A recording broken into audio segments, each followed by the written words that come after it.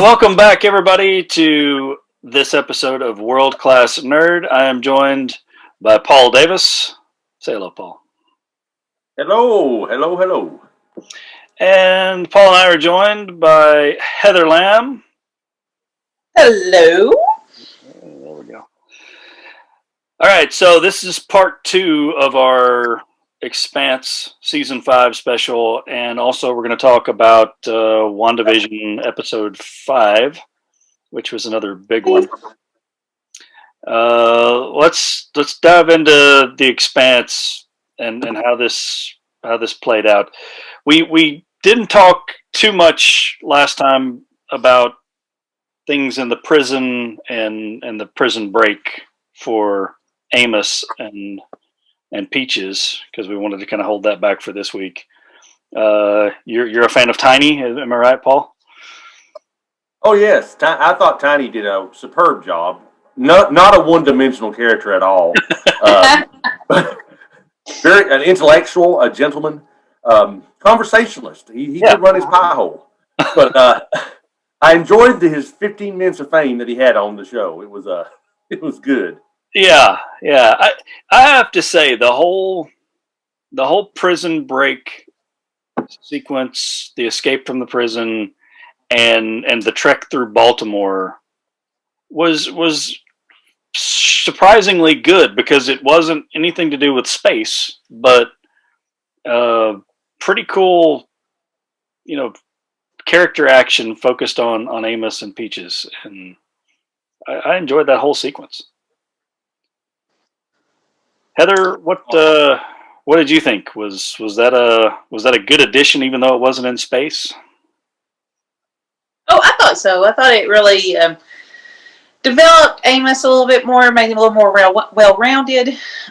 Gave you, of course, a little bit of the backstory, but it also it ended his need to his tie. I guess he ended his ties to Earth. I mean, he as much of a belter anymore now. I mean, not necessarily a belter, but an outer, I guess, than any of the others. Yeah. I know they on the episode. It was a couple seasons back where the space or the settlement had gotten bombed. When they were searching for the protomolecule, and they were really looking into Mao, and when they saved some of the Terrans, I guess, or the ones that lived in that biosphere, and the Belter said, "You're one of us."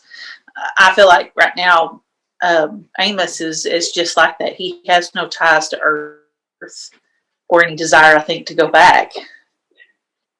It really was interesting how that kind of played out as a theme for the whole season. You didn't really see that at first, but it started to develop the last few episodes, where Amos was sort of ending his ties with Earth, and you've got Bobby Draper, who was sort of ending her ties with Mars, and you were wrapping up Alex's storyline as well.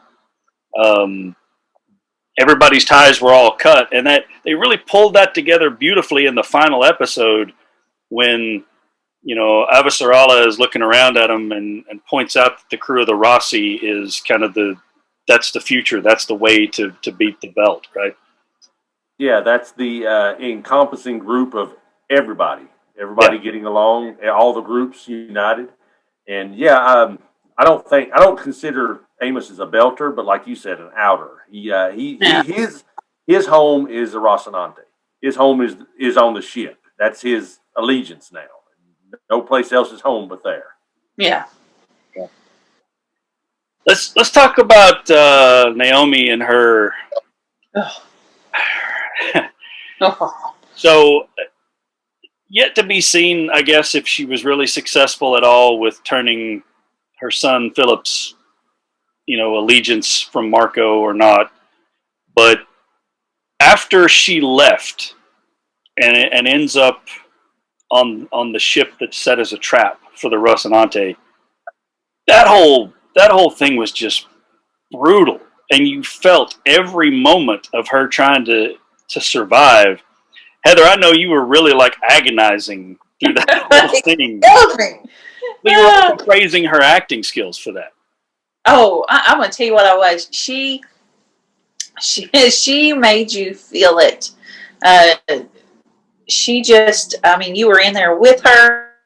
You were, I mean, every gasp, you know, you felt it. And when she first came to in the airlock, and I mean, she was burned, and she had the radiation burns on her skin. You know, she was trying to get. Oh, you just that girl made me sweat. Just her struggle, and it was just she could just, it was this primal drive for life and to live and to save those that you know, you save your family, save the people that you love. And it was just, she was just, that girl, she needs some sort of little statue. I don't know if it's she needs a nerd statue or what, but she did a phenomenal job, I thought.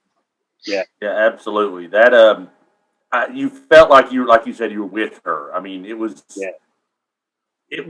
sadistic torture that her ex-boyfriend and her son put her through. I don't know if there's any coming back from that. I know a mother's love can overcome a lot, but that was sadistic. Just horrible. But I think it showed us truly what Marco is about. And I mean, of course, I know that there's people out there that really want to get even with their ex-lovers and stuff. But I mean, just throw you in a ship that's going to blow up your new family. And that's just like, that was evil. Yeah, he plays a great villain. I think we talked about that a little bit last time, that he just absolutely plays a great villain. But listen, at the end of the day, Naomi Nagata, they talked about her, you know, a couple of characters talked about her disparagingly, as though, you know, she always thought she was better than everybody. She thought she was the smartest person in the room. The lesson at the end of the day is Naomi Nagata is the smartest person in the room. So, and you careful. People were just jealous. If you thought she was disparaging, you were jealous because you weren't as smart as her. Yep. That was really, I mean, it was hard to watch sometimes, but at the same time, that's a heck of a thing for her to come through and really show, you know, some major backbone and major will. Mm-hmm. On the flip side of that, drummer. Oh, so disappointing. Yeah, I mean, she earned a reputation, earned it well through this series, that she's not somebody you want to trifle with. She's nope. And this whole season, it felt so out of character for her that she's just taking it and taking it and taking it and taking it. And that was as agonizing for me to watch as the situation with Naomi. Am I the only one who felt that way, or was that just? No, I felt that way. No, I was waiting for her to snap. I was just any episode now. Any episode, it's going to be game on. She's going to snap. Yeah. Well, you know, the actress, I thought the actress did well as well. Cara Gee, or G, I don't know how she pronounces it. However, regardless, I thought that it was a little more filling. This is a woman who, you know, she left everything she knew, you know, with Fred, and she got her own command. She'd been through, you know, some tough times, losing some mentors there and leaving them behind and moving on with her life. And she had this ship and these people that were dependent on her, and they were doing their things. And I liked the range that it showed. I just hated that she had to do the weakness part of it, that it felt like she became a little more weak in it, and that she was kind of letting all these things happen to her, and you could see she wanted to fight it, but she just went along with it, and it wasn't until it just really got ugly that she snapped out of it and kind of quit feeling sorry for herself. and became the drummer we we know and love. I mean, I get the dragging a character through that kind of emotional stuff and putting them through the ringer, but it just felt so out of character. Mm-hmm. She didn't rail harder at some point during all that. Yeah, to me, it was almost like, now that I've seen the whole series where she goes from being basically beat down and having to yes sir, no sir type thing to where she's at now at the end of the series, it was like a forging in fire. She was a hard metal that they re-put in the fire and softened up and made malleable, and then she was reshaped into something stronger and more deadly by the end. And I agree with that, but I felt like Drummer had already been that, right? That she'd already gone through fires to the point where she was forged into that already, and so that's why it kind of felt off to me. Like she's not somebody that was brand new to all this. She had a whole lot of history already behind her of going through stuff, and this just kind of seemed, I don't know. It wrapped up well, and it really hits pretty hard at the end because they put her through the ringer. Yeah, but it was tough for me to watch because I just knew she was going to unload long before the end. But nope. Speaking of tough, how about the toughest woman in the galaxy next to Naomi? Bobby Draper. Bobby Draper is amazing. Draper, yes. Bobby Draper and her power armor. Yes. Have armor will travel. Yes. Just I can't say enough good about that character and the actress that plays her. She's phenomenal. Just phenomenal. I am tickled to death every time she comes on screen. She just really makes it. She's just amazing. I love it. It is my biggest disappointment, and I know it's part of the story, but it's my biggest disappointment that she never finds her way into being a permanent member of the crew. It's great that she's there with Avasarala now, but I wanted her to be the fourth. The president is protected. Yeah, right. The president is protected better than she's ever been. Yeah, absolutely. There were several scenes where Bobby was just amazing, but I got to tell you, that was really, again, wringing every single drop out of it to have Naomi drifting in space and taking what feels very much like her last breaths, right? And you're waiting for the eyes to close or just to glaze over, and that's it. And then there's Bobby Draper as, like some kind of superhero coming out of nowhere to save her in the power armor. That was a heck of a powerful scene. Absolutely. Well, go ahead, Paul. Sorry. I was going to say the video game series Halo with Master Chief and the power armor, that was reminiscent of something from that video game series. Just the last second, you think all hope is lost, and here comes the Spartans with one last Hail Mary, and this was Bobby Draper. I mean, it was textbook awesome to me. Yep. I wanted to leap up and cheer, and I was just like, yeah! Avasarala getting to be in charge was the last birth. Yeah, I was a little surprised it took it that long to develop, though, because I'm going to be honest, if I were her and the Secretary of Transportation, who is now the main guy, starts talking down to me, I'm going to make him feel and look like a fool in front of everybody pretty quick. Yeah, dude, you know where to position toll booths to be effective, in New York City. And potholes, you can fix potholes. Don't tell me how to run the flipping planet. I thought it was brilliant, though, the way they did it.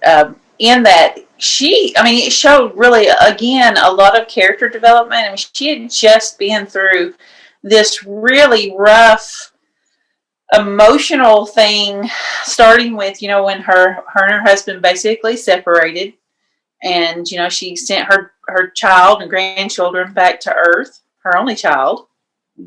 Now, and she was feeling pretty emotionally zapped. She was getting flack from the elected, the one who took her throne, if you will, the elected secretary, and she was, I'm sure, feeling a little deflated, a little irritated, but just in a lot of turmoil, and then to have the relief that her daughter and grandchildren were safe, but that her husband had died in the bomb, in the meteor attack. You could see in that one that relief scene, that her husband would in the attack. Is that? Wait, sorry, no. Oh, there for a while she was trying to believe that her husband was alive during that. Can I interject just 1 second? Because I kind of was relieved that he did it, because I didn't like the actor. I didn't like to say. I like the first. The first husband was good. Second husband, I didn't care for. So. He was epic, but first husband was awesome. But anyhow, she was going through, I think, a lot of some heavy emotions. She lost her job. She lost her respect, her identity. And that scene where after she's found out he's died, and she has taken off her, if you will, her armor, her jewelry, and that's things that just make her seem all put together, and she's just a mess. And this dude from transportation comes in there and says, "I'm the new Secretary General." But when they show her the scene where she is putting her jewelry back on, and it's like she is a warrior who's putting her armor back on, and she's getting ready to go back out to fight, but you could almost tell that like she was just kind of giving herself a pep talk, but her heart just wasn't in it.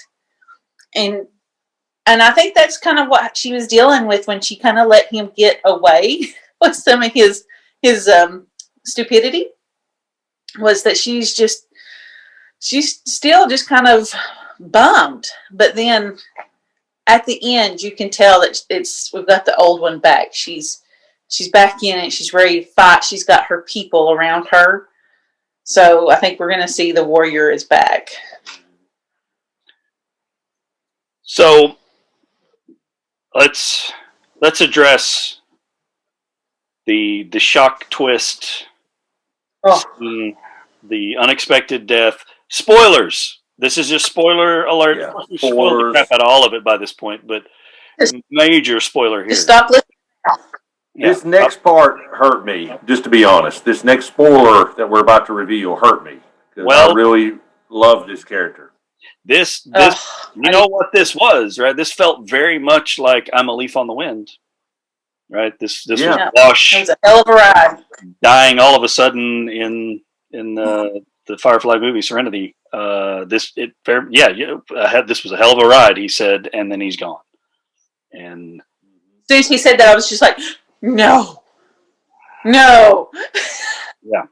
Same here. I actually had to back it up, because like, what happened? What happened? Right. And then I noticed after I watched it again, the trail of blood floating in from his nose, and that his eye on the side of his face had the blood vessel had burst inside it, and I was in horror. I paused the image just in horror. It was. I came out feeling the same way. I mean, that it was when Wash died. It was just like, I can't believe he's dead. No. Absolutely gutted at the death of Alex. Absolutely gutted. Mm-hmm. After a triumphant moment for him too. And so here, did anybody else want to kick that guy's ass that was drinking out of his coffee mug after he died? Yeah. You don't get to do that guy. Yeah. I know it's just a coffee mug, but still. Yeah. So here's the deal with this whole thing, because it felt weird. It felt very sudden. It felt very out of place. And it was. And there's a reason for all of that. So in the books, Alex doesn't die. Mm-hmm. So this was a last minute change that was made to the show because of the actor. The actor is not returning for season 6, so they wrote him out, but it wasn't by choice.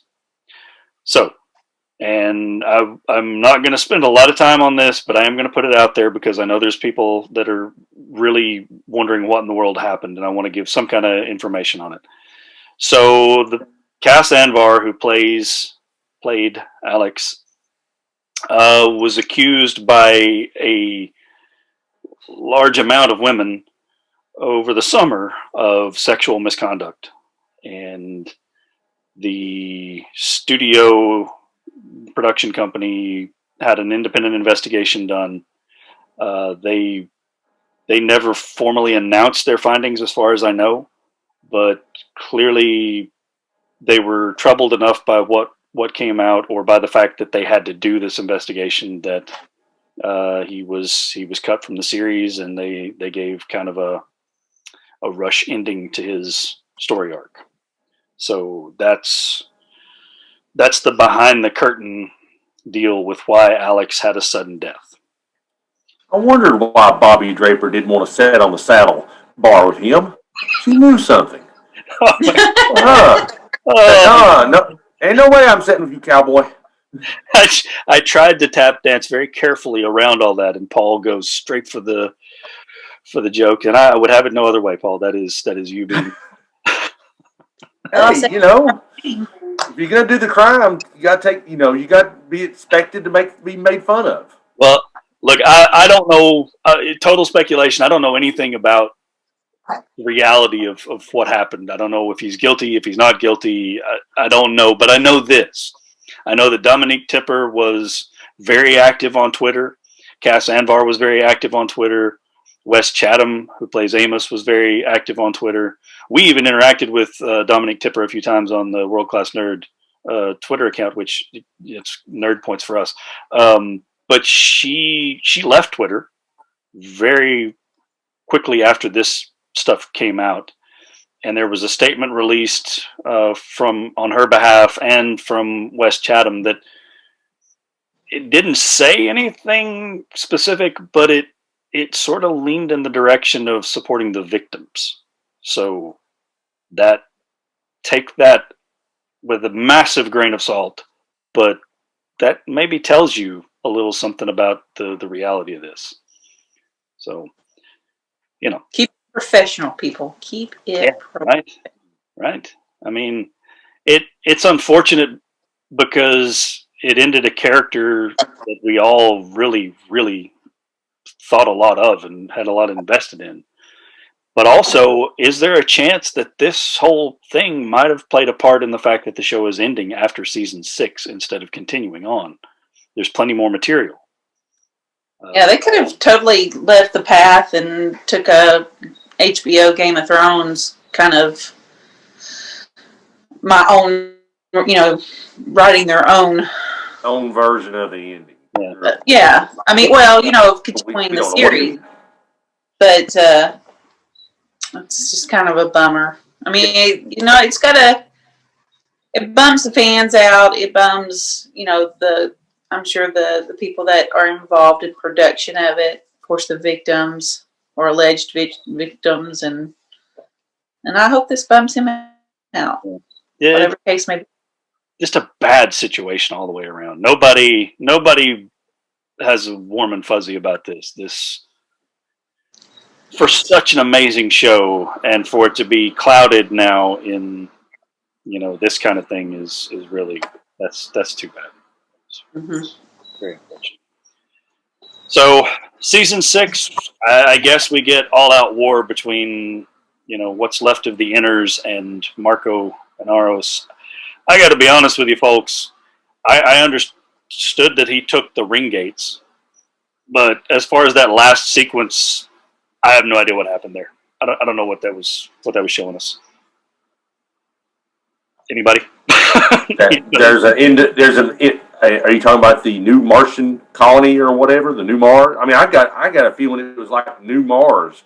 Well, but when they started to go through the gate in that ship, something weird happened, and the color of the gate changed to red, and there was this weird stuff going on their bridge. It really felt like how it happened with the Julie Mao and Miller as they went into Saturn, and it was that, they kind of got pixelated, kind of like the crew that went to investigate it. Mm-hmm. It felt very proto-molecule-esque. That's the only thing I can speculate is that it's somehow proto-molecule related.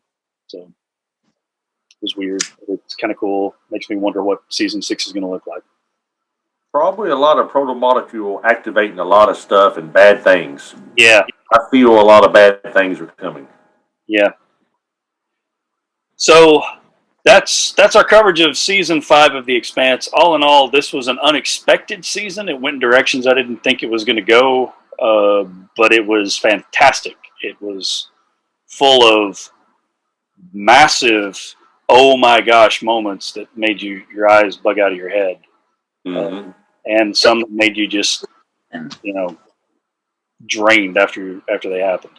So successful, but there's a little bit of a cloud hanging over this season now, and that's too bad. All right, so we'll take a quick break, and when we come back, we will talk about WandaVision episode 5. All right, folks, welcome back to our 2-part special here. We've been talking about The Expanse season 5, and now we're going to transition over to WandaVision episode 5. Paul, what hit you about WandaVision this week? Oh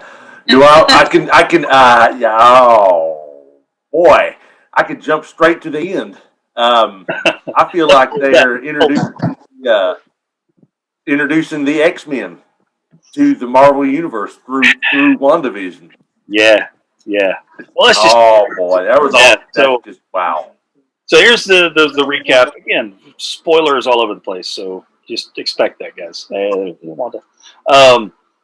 So this week we got a little back and forth. We got the Family Ties sort of themed sitcom episode, but also they intercut the outside of Westview with that as well, with the Sword folks and the FBI. Monica Rambeau back, on top of her game now. So they're trying to figure out what's going on in there, how to get. They know what's going on now. They know it's Wanda, and they're trying to figure out options on how to stop her.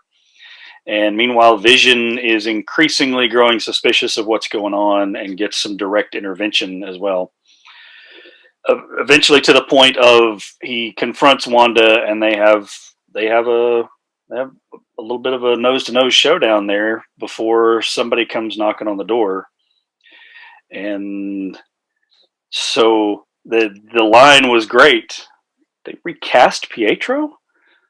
So it's Pietro, her brother, but it's not the Pietro from the MCU. It's not the Marvel Studios Pietro. It's the Pietro from the X-Men movies in the Fox universe. That was a heck of a twist. Didn't see that coming. And I think you're right, Paul. I think this is... First of all, let me give kudos to Danny Wade. I believe Danny Wade called this back when we first started talking about WandaVision, that maybe they're going down the multiverse route with this. Mm-hmm. And I think he's absolutely right. I think we've just got multiverse Pietro, and that's setting the stage for the X-Men of some type. X-Men, and I think eventually Fantastic Four. This may be the window that opens up the multiverse, which brings in all these characters in universes that they've just acquired recently. Yep. Marvel, I mean. There was somebody on Twitter who said they subtly, or maybe not so subtly, just became a transition show. Yeah. I think that is exactly what they've done. They have started to transition to other things through this show, and well done. I think it's beautifully done. Yeah. I mean, this was the vehicle for it. It's the time is right. This has become the vehicle. Let's do it. Yeah. I mean, to me, this gives a whole lot of credibility to all those rumors about the next Spider-Man movie that we'll see. All three of the guys who have played Spider-Man playing Spider-Man on the screen at the same time. Well, I've got to say though, Paul, you should have heard him expertly explain, Bryan explain to our daughter why this was a big deal that this random Pietro is showing up, and she had no clue what these different universes meant. I mean, that she's never seen X-Men or Fantastic Four or anything like that. So he did a really good job explaining about the Fox universe and the Marvel Disney universe. Bravo. Yes. Yeah, you gotta set the foundations for nerd children early. What I'm expecting to hear now is a voice in Wanda's head. Wanda, this is Charles Xavier. Oh, Xavier. This is the right way to be handling this situation. Hey, and Paul. Because ultimately, or Magneto. I mean, look. Yeah. So the actress who plays Wanda said there was going to be a cameo coming up that would be like Skywalker level in Mandalorian. I don't feel like that was it, but maybe it is. I mean, it's massive. I don't. That's not Skywalker there. That's more like Wedge Antilles showing up or something, which is cool. Yeah. But it's not Skywalker. I have to ask though, why is she animating a dead corpse for her husband if she could have just zapped him from another universe? Or did she figure she had to fight the other Wanda? I don't know. Maybe she don't know. Yeah, maybe she don't realize she's tapping into different universes. I think some of this, because she acted surprised. She wasn't expecting this Pietro to come knocking on the door. So, but she recognized who he was. Yeah. So I think there are some elements of what's going on that are beyond her control. Maybe there's some unintentional things that are happening. It's not all her. Well, like the puppy dying. I think there's some stuff getting out of control. She would not have done that to her kids. She would not have introduced a puppy, then killed them, and she probably wouldn't have had them age like that either. No, I think they're beyond her control as well. Yeah. Well, I think that's also one of the things that Vision brought up was that there are no children in Westview. Mm-hmm. Also, with the puppy, the guy at the office, he was talking about how she was in his head and how painful it was. How it was an excruciating pain. So if she's trying to manipulate this dog. I've been too much for the little dog. That if it went and eat some of these bad things, it was going to make this pain stop. That brings up a whole different line of thought there. Where are the children? This is a full-blown town. Yeah. Where are the children? Yeah. Right? There had to be kids there. So what happened to them? Yeah, that's dark. That's dark. Yeah. It's very dark. We don't know, and it's hard. You could speculate that they're being held in suspended animation somewhere. That's the best possible scenario. Yeah. Worst is she blipped them out of existence. Yeah. Well, and another thing is this is not going through years. We're here within a week. Weeks at best, but more like days, like you said. Like this is like a week's worth of. I mean, we're up to the 80s, right? So about 44 days. Yeah. I do enjoy how the agents on the outside of the town, they they continue to be sitcom, and they speak about it in those terms. They recast Pietro. Yeah, that was cool. They really. Go ahead, Paul. I was gonna say I'm enjoying the Jimmy Woo character, and what is Kat Dennings' character's name? Yes. The other scientist. I'm enjoying those two characters interplay back and forth and how they're handling all this situation, weirdness. Yeah. Very much, yeah. Yeah. They are kind of the eyes of the audience to a certain extent now. They're really showcasing and really putting out there what Wanda's power level is. I mean, he just flat out said, she could have taken out Thanos by herself if, she'd had the opportunity. She hadn't been distracted, basically. and I mean, she is literally changing reality, and I'm glad they went that route with her because that's who she is in the comics, and I'm glad they didn't shy away from that and dumb her down. Well, they talked about just briefly mentioned something that's very powerful. They said that when they were picking up the energy, uh, it was the same kind of energy that is from the Big Bang, kind of a chaos type energy that is reminiscent of the Big Bang creation energy. So she's manipulating that, and that's big. That's world reality altering big, which is what we're seeing. Yep. A reality alternate.